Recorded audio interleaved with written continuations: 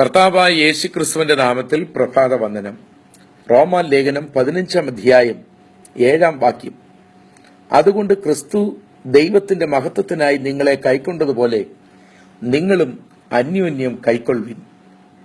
വിശുദ്ധന്മാരായ വിശ്വാസികൾ പരസ്പരം നിർവഹിക്കേണ്ട ഉത്തരവാദിത്തങ്ങളെയും കടമകളെയും പറ്റി തിരുവെഴുത്തിൽ വ്യക്തമായി രേഖപ്പെടുത്തിയിട്ടുണ്ട്.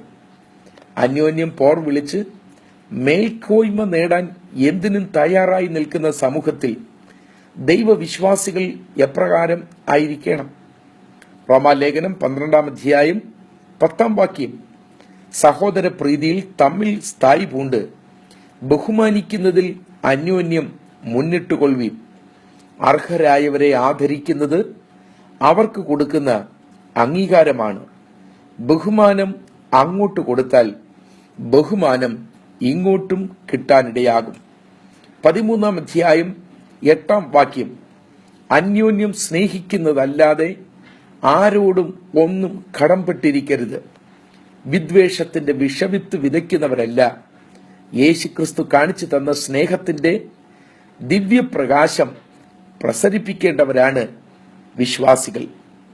14-ാം അധ്യായം 13-ാം വാക്യം. അന്യോന്യം വിധിക്കരുത്. ജീവിച്ചിരിക്കുന്ന മനുഷ്യനെ വധിക്കുന്നതിന് തുല്യമാണ് തെറ്റായ വീക്ഷണത്തിലൂടെ അവനെ വിധിക്കുന്നത്. കൂട്ടു സഹോദരനെ വളർത്തിയില്ലെങ്കിലും വാക്കുകൊണ്ട് തളർത്താനിടയാകരുത്. സത്യം തിരിച്ചറിയുന്നതിന് മുൻപേ വഞ്ചന കോട്ടും സൂട്ടുമിട്ട് സഞ്ചരിപ്പാൻ നാം അനുവദിക്കരുത്. 14-ാം അധ്യായം 19-ാം വാക്യം. നാം സമാധാനത്തിനും അന്യോന്യം ആത്മീയ വർധനയ്ക്കും ഉള്ളതിന് ശ്രമിച്ചുകൊള്ളുക. സമാധാനമുണ്ടാക്കുന്നവർ ഭാഗ്യവാന്മാർ, അവർ ദൈവത്തിന്റെ പുത്രന്മാർ എന്ന് വിളിക്കപ്പെടും എന്ന ക്രിസ്തുവിന്റെ മൊഴി അന്വർത്ഥമാകുമ്പോൾ അവിടെ ആത്മീയ അഭിവൃദ്ധി ഉണ്ടാകുവാനിടയാകും. സ്വർഗീയ പിതാവേ, പരസ്പരം ഞങ്ങൾ ചെയ്യേണ്ട കാര്യങ്ങൾ ചെയ്യുവാൻ ഈ പകൽ ഞങ്ങൾക്ക് കൃപ തരും. യേശുക്രിസ്തുവിൻ പരിശുദ്ധ നാമത്തിൽ തന്നെ.